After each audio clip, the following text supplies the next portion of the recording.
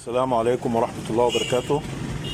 النهاردة الفيديو بتاعنا هنعرفكم طريقة تركيب سلك الفلاكس في مكنة الميج 145 أو أي مكنة سيتو. هو نفس الطريقة.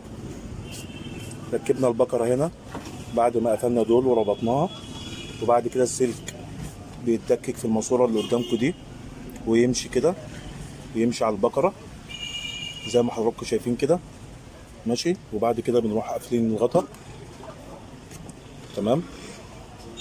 بعد كده بنشغل المكنه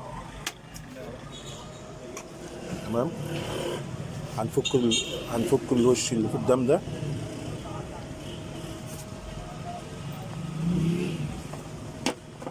تمام، ونضغط بقى على التورش كده قدامكم اهو. السلك بيلف كده بيمشي بالدقيق جوه التورش تمام. بنفضل ضاغطين لحد ما السلك يخرج من بره التورش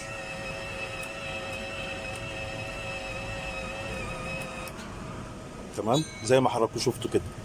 يبقى احنا هنا في الاول بنركب البكره عادي، وبعد كده بنفك دي. وطبعا البكره دي لو انت هتشغله 8 من 10 او 1 مللي هو بيجي مظبوط على 8. احنا مركبين بكره 8 من 10 تمام.